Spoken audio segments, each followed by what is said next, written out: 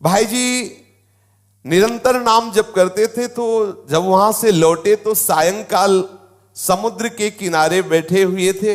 एक बेंच पड़ी थी और बैठकर वहां समुद्र की तरंगे देख रहे थे और नाम जप कर रहे थे। एकांत था, कुछ थोड़ा सा अंधेरा भी हो रहा था। बेंच पर बैठे नाम चिंतन करते हुए समुद्र की तरफ देख रहे थे तो अचानक देखा कि बेंच के समीप एक पारसी सज्जन खड़े हुए हैं। सफेद पोशाक, सफेद पाग बांधे हुए ऐसे खड़े हैं। बहुत देर तक भाई जी उनकी तरफ देखते, फिर नाम जप करते, फिर देखते और वो खड़े ही रहे। भाई जी ने सभ्यतावश कहा, साहब बैठ जाइए। अब वो बोले डरिएगा नहीं। भाई जी ने कहा, मैं क्यों डरूंगा? बोले नहीं, मैं कोई आदमी नहीं हूं, मैं प्रेत हूं। एक बार भाई जी को पसीना आ गया, जैसे कोई एकदम बोलेला कि तो एकदम। उसने पहले कहा कि आप डरिएगा नहीं, मैं प्रेत हूं। सुनते ही भाई जी के पसीना आ गया। मतलब एकदम अचानक किसी को भी ऐसा हो जाएगा। उन्होंने कहा, डरिएगा नहीं, मैं उन प्रेतों में नहीं हूं जो किसी का अनिष्ट कर सकूं। मेरी हिम्मत नहीं थी कि मैं आपसे बात कर सकता यदि आप ना बोलते। ध्यान दीजिए, एक प्रेत योनि भी है 84 लाख योनियों में, जिनका शास्त्र विरुद्ध आचरण बनता है, धर्म विरुद्ध आचरण बनता है, जो अधोगति को प्राप्त होते हैं। जैसे धुंधकारी के विषय में आया है कि वो प्रेत योनि को प्राप्त हुए थे, भागवत में बहुत से ऐसी गलतियां हैं जो हो जाने के कारण फिर हमें प्रेत योनि मिलती है। बड़ी भयानक कष्टप्रद स्थिति होती है। उसमें बड़े अच्छे भी प्रेत होते हैं, बहुत बुरे भी, बहुत ही भयंकर कोटि के भी होते हैं। और ये स्वयं सृष्टि में कुछ खा पी नहीं सकते। नदियां बह रही लेकिन प्यासे तड़पेंगे, एक बूंद पानी नहीं पी सकते। ये जब पिएंगे जब कभी तुम्हारे ऊपर सवार हो जाएंगे, तभी ये आहार विहार कर सकते, अन्यथा नहीं। ऐसे तड़पते रहते, चिल्लाते रहते हैं। जब कोई अपवित्र और कर्महीन पुरुष फंस जाता है तब ये उनके ऊपर सवार हो जाते हैं, उनका खून पीते हैं, उनके द्वारा जो जल भोजन आदि पाया जाता है उसको वो ग्रहण करते हैं। जो भगवान नाम जप करता है उसको स्पर्श भी नहीं कर सकते, बात भी उससे नहीं कर सकते। विश्वास करना, जो भगवान नाम जप करते रहते हैं, ये प्रेत योनि की ताकत नहीं कि उसका स्पर्श कर सके। अपना कल्याण करने के लिए बड़े संतों के जीवन में आते हैं। देखा गया पूज्यपाद सिउड़िया बाबा जी के भी जीवन में पाया गया कि एक बार वो वृक्ष के नीचे बैठे हुए थे तो देखा एक प्रेत वृक्ष को हिला रहा है। बाबा की दृष्टि गई, उन्होंने सब साधकों से कहा, सावधान, यहां प्रेत आ चुका है। अब तो सब घबरा गए बात सुनते ही। बाबा ने कहा, पर चिंता मत करो, वो सामने नहीं आएगा, किसी को छुएगा नहीं। पर वो बड़ा उपद्रव करने लगा, कभी कुटिया में जाकर के पर्दा हिलाना, वैसे कई तरह के। बाबा ने कहा, चलो फिर यहां से आसन हटा देते हैं, ये करेगा तो कुछ नहीं पर उपद्रव करता रहेगा। और तो ऐसा कई संतों के जीवन में ऐसी घटनाएं आती हैं, पर वो आपको डिस्टर्ब करने की चेष्टा करेंगे, आपको छू नहीं सकते। तो भाई जी से कहा कि मेरी हिम्मत नहीं थी कि मैं आपसे बोल सकूं, आप बोले तब मेरी हिम्मत हुई, मैं आपसे बात किया। मैं आपसे सहायता मांगने आया हूं, मेरा उद्धार कर दो। भाई जी थोड़ा हिम्मत किए, जब वो बोला आपसे सहायता करने आया, आपका मैं अनिष्ट नहीं करूंगा। मुझ में ऐसी ताकत नहीं है कि मैं यहां किसी से भी बोल सकूं। जब तक कोई मुझे बुलाएगा नहीं तब तक मैं बोलूंगा नहीं। देखो ये सूक्ष्मता की बात, जिससे कोई खड़ा है, ए कौन हो, सुनो हमसे बात करो, अब वो बात करेगा। अगर आप ऐसा ना बोले तो इसीलिए बोलने की जरूरत क्या है। जैसे आप गंगा किनारे भ्रमण कर रहे हैं या कहीं कोई ऐसा दृश्य दिखाई देता, नेत्र नीचे कीजिए, चले जाइए। आपको अगर शंका है कोई खड़ा है क्या, क्यों शंका करो, चलो चुपचाप आगे बढ़ो। ए कौन है, सुनो बात करो हमसे, तो फिर बात कर लेगा तुमसे। वो कह रहे हैं, वो प्रेत बोला, हम लोगों के लिए आदेश, पूरी सृष्टि में मैं किसी को अपनी तरफ से नहीं छेड़ सकता जब तक कोई हमें न छेड़े। अच्छा, जैसे उनकी वृत्ति मलिन होती है, तो जब तक आप अपवित्र नहीं हो, जैसे जूठे मुंह हैं ऐसे ही सब अपवित्र हैं, गंदे आचरणों का चिंतन कर रहे हैं, उनको प्रवेश होने की गुंजाइश है, कोई न कोई ऐसी घटना करेंगे जिससे आप उनसे आकर्षित हो, वस्त्र के द्वारा या किसी आसन के द्वारा। मान लो उनका ऐसा अपवित्र आसन है, अपवित्र वस्त्र है, जिससे किसी भी तरह उनका संयोग होने का है चांस, वो आप में प्रवेश कर जाएंगे। यदि आप नाम जापक हैं, पवित्र रहते हैं, तो कहीं भी भ्रमण करके देखा है, गंगा जी की परिक्रमा जब की तो कहीं भी कोई भी ऐसी घातक क्रिया नहीं। और जबकि जगह जगह स्मशान मिलते हैं, दोपहर में भी रात्रि में भी रुके, कभी ऐसा नहीं, कभी भगवान नाम जापक ऐसा डरे ना, पर अपनी तरफ से किसी से बोलने के लिए नहीं। कोई वस्तु पड़ी हो, कोई पद, ये सब नहीं छूना चाहिए। तुम्हें लगता है कि ये वस्त्र है, ये अटैची है, ये किसी की पर्स है, पता नहीं किस लक्षणों से युक्त है, तुम्हारी हानि कर दे, ऐसा कोई पड़ी हुई वस्तु न छुए, किसी से बोले ना, अपनी तरफ से किसी से वार्ता न करे। ये अगर ऐसे सावधान रहे तो है, प्रकृति में है 84 लाख योनियों में एक योनि, पर कभी ऐसे सहसा किसी को वो आक्रमण करके नष्ट नहीं करते, कोई घबराए नहीं, ऐसा तुमसे बढ़कर वो नहीं है, सबसे बड़े प्रेत तुम हो। यदि आप अपने में रहो तो लाखों प्रेत आपके अधीन हो जाए। आप समझो, जहां यमपुरी की चर्चा आती है तो उन्हें प्रेतराज कहते हैं, यमराज जी को, और समस्त जीवों को प्रेत कहते हैं। भूत सर्वभूत हिते रता, सब भूत ही तो है। देखो ये 5 महाभूत है, नहीं?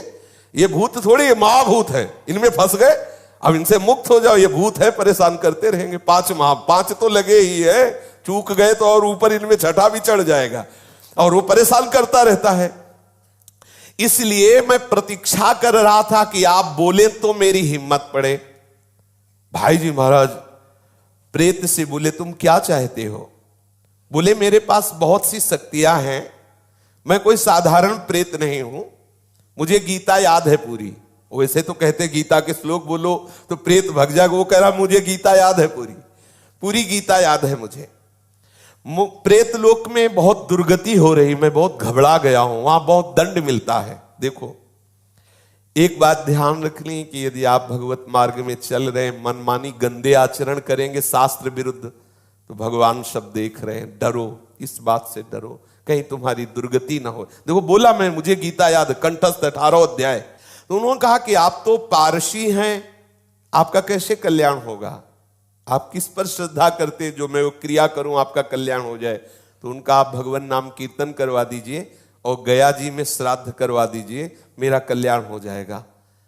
भाई जी महाराज उनसे बहुत से प्रेत लोक की जानकारियां ली, जीवन में कौन कैसे आचरण करता है, फिर मरता है तो कहां किस प्रेत योनि को प्राप्त होता है, उसने बहुत से परिचय बताए, बहुत से उन व्यक्तियों के नाम बताए जो भाई जी के परिचय के थे, मरे वो भूत बने, उनके भी बताए कि वो वहां अमुक अमुक गति को प्राप्त है। और बताया कि कुछ ऐसे भयंकर प्रेत होते हैं जिनको मतलब बस में करना बहुत कठिन होता है। अत्याचारी लोग जो भयंकर प्रकृति वाले, वो जब मरते हैं तो बहुत, अब जैसे कोई सतोगुणी है, थोड़ा साधन भजन शास्त्र स्वाध्याय करता है, लेकिन कोई भयंकर अपराध बन गया, गलती बन गई, तो ऐसी दुर्गति हो जाती है। जैसे विजय कृष्ण गोस्वामी जी के चरित्र में आता है कि वो परिक्रमा दे रहे थे, तो देखा वृंदावन में कुछ भक्तजन भंडारा कर रहे थे, तो उनको बुलाया विजय कृष्ण जी को कि आइए आप भी प्रसाद ले लीजिए। भक्तों का समुदाय है, 3 बजे सुबह परिक्रमा कर रहे थे, तो उन्होंने प्रसाद लिया, अपनी कुटिया में रख दिया। दिनचर्या करके जब उधर देखा तो उसमें सब गंदे पदार्थ, अभक्ष्य पदार्थ। तो उनका ऐसा कैसे हो सकता है कि भक्त लोग इतने सब निकृष्ट पदार्थ, और सब मल की तरह दुर्गंध आए। दूसरे दिन फिर परिक्रमा की तो फिर वो समुदाय दिखाई दिया। तो उन्होंने कहा कि आप लोग कौन हो, ऐसे अभक्ष्य पदार्थ, ऐसे गंदे पदार्थ? तो बोले हम सब प्रेत हैं। यही वृंदावन की बात। बोले आप कैसे प्रेत बन गए? तब उन्होंने अपनी अपनी घटनाएं बताई। जैसे एक बताया कि श्री ठाकुर जी के लिए जो अमनिया आता है उसको हम बिना ठाकुर जी को अर्पित किए अपने प्रयोग में ले लिए, इसलिए हमारी गति बिगड़ गई। ध्यान देना है, जैसे जो भी वस्तु मान लो मंदिर आदि में है जो प्रभु के लिए आती है, सबसे पहले प्रभु को अर्पित हो। यदि आप वस्तु आई और अपने घर ले गए, अपने प्रयोग में किए, वो अपराध है। जिनके ले आई उनको अर्पित करो, आप प्रसाद भुगता बनो, अमनिया नहीं। कोई भी पदार्थ वैष्णव को अमनिया सेवन नहीं करना चाहिए। ऐसा नंदगांव के एक पुजारी की भी बात है। कई ऐसे दृश्य आते, इसलिए बहुत सावधान। जैसे एक प्रसंग हमने संतों से सुना कि किसी संत को संत सेवा के लिए कुछ अर्थ मिला और उनके भाई आए, उन्होंने कहा कि घर में बहुत समस्या है, अगर अर्थ मिल जाता तो हम कुछ दिनों बाद वापस कर देते। तो लाखों की उसमें संख्या में उन्होंने अर्थ अपने घर वालों को दिया। अच्छा, घर वाले इसलिए वापस नहीं किए कि बड़े भैया ही तो हैं, तो जब वो पधारे तब वो अधोगति को प्राप्त हो गए। ये ध्यान देने की आपको गौशाला के, गौ सेवा के लिए, संत सेवा के लिए, जिसके लिए जो वस्तु दी जाती ठीक वहीं लगनी चाहिए। उसे आप अपना मान करके प्रयोग करेंगे तो आपकी गति बिगड़ जाएगी। जैसे आपने 500 संतों के भंडारे के लिए पैसा लिया, तो आप सेवक रूप से खूब मेहनत करो, संतों की जूठन पालो और जितना रुपया है पूरा संत सेवा में लगा दो, तो आपको भगवत प्राप्ति का मार्ग प्रशस्त हो जाएगा। लेकिन आपने क्या किया कि 100 का लगा दिया, 400 का, ये अपराध बन रहा है।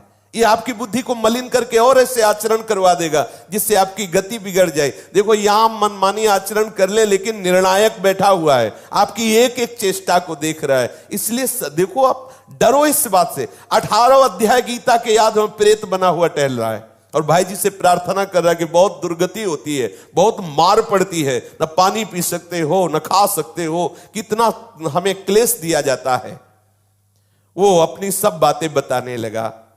उन्होंने बताया कि 6 महीने पहले जिनकी मृत्यु हुई थी वो भी प्रेत बने, और भाई जी को परिचय बताने लगे कि आप विश्वास करो, मैं सबको जानता हूं जो जो बनकर के प्रेत लोक में गए हैं। एक हरिराम के ब्राह्मण थे, उनसे भाई जी ने कहा कि मैं गया तो नहीं जाऊंगा, आप जाकर के उनका श्राद्ध कराएं और नाम कीर्तन का अनुष्ठान हम करते हैं। गया में उस प्रेत के लिए पिंडदान कराया और खूब नाम कीर्तन किया। जब पिंडदान और नाम कीर्तन उनके लिए पूरा हुआ तो चौपाटी में ही बैठे हुए तो फिर वो प्रेत आ गया और उसने बहुत अश्रु प्रवाह करते हुए कृतज्ञता से कहा, अब मेरा काम हो गया, मुझे प्रेत लोक से उद्धार किया जा रहा है, मैं आपकी बार बार कृपा मनाऊंगा कि आपने मेरे को दुर्गति से बचा लिया। मैंने प्रेत लोक की स्थिति, वहां के कौन कौन से जीव गए हैं, क्या क्या उनको दंड मिलता है, ये सब बहुत विस्तार से बातें की, भाई जी कह रहे हैं। और किसी किसी को लेकर के हमने उनसे बात की तो उन्होंने बताया कि नरकों का दंड है, मतलब यहां देखने को नहीं मिलता, ऐसे भयंकर कष्ट प्रेतों योनि में मिलते हैं। कोई नरक को झूठा न माने, परम सत्य है, ये सब मैं भोग रहा हूं। उस प्रेत ने बताया ये नरक सत्य है, एक एक सत्य है, पाप करने वालों को बहुत दुर्गति होती है। इसलिए मैं सबसे प्रार्थना करता हूं कि कोई कर्म बिगड़े ना। भाई जी ने कहा, मैं सबसे प्रार्थना करता हूं कि कोई कर्म बिगड़े ना, सावधान। अपने लोग समझते हैं कोई देख नहीं रहा, लेकिन जिनको देखना है, जिनको निर्णय करना है, वो तो निश्चित देख रहे हैं। भाई सावधान, हम बहुत डरते रहें, कोई अपराध न बने, कोई गलती न बने, इस जन्म में प्रिया प्रीतम मिल जाए, यही सार बात। श्री राधा वल्लभ लाल की जय।